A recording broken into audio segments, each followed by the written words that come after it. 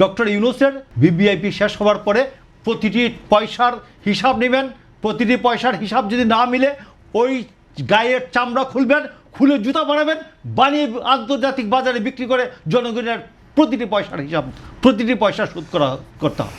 রাশেদ খান এখন বিএনপি নেতা, এক সময়কার নাহিদ ইসলামীদের সঙ্গী, তিনি তার একটি ফেসবুক স্ট্যাটাসে বলেছেন যে অন্তর্বর্তী সরকারের সময়কার দুর্নীতির যায় জাতীয় নাগরিক পার্টির এনসিপির আহ্বায়ক ও বিরোধী দলীয় চিফ হুইপ নাহিদ ইসলাম এড়াতে পারেন না।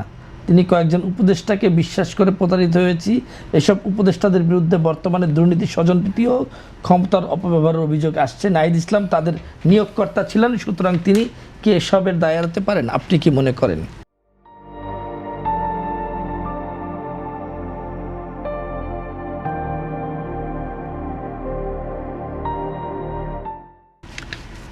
আমি আপনাকে বলি, নাহিদ ইসলামের এই বিষয়টা আলোচনা না করে আপনি আসুন না, যে ছাত্রদের একটা ফাউন্ডেশন তৈরি করছে, তারা ফাউন্ডেশন করছে, পরে তাদেরকে ডক্টর ইউনূস বাংলাদেশ ব্যাংক থেকে 1 কোটি টাকা দিয়েছেন করার জন্য।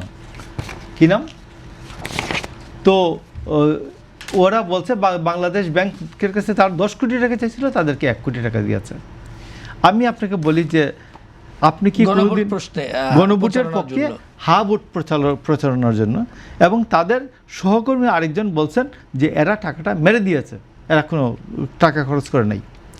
আজকে নতুন করে দেখলাম একটা পোর্টাল, নিউজ পোর্টাল দিছে, এই যে বদিউল আলম মজুমদার 2.5 কোটি টাকা নিয়েছেন, 2.5 কোটি টাকা নিয়েছে।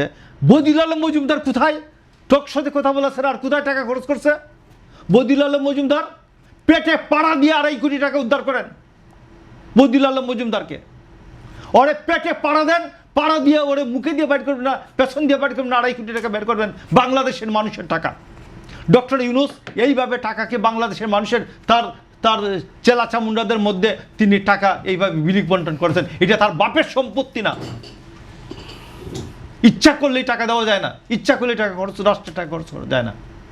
তো আমি বলছি ডক্টর ইউনূসের 90 দিয়ে এই 10ই আগস্ট শেষ, তারপরে আমি বলছি 10ই আগস্টের পরে, তো 10ই আগস্ট উনি ভিভিআইপি, আমি ভিভিআইপিকে কলার ধরে টেনে আনার জন্য বলছি না।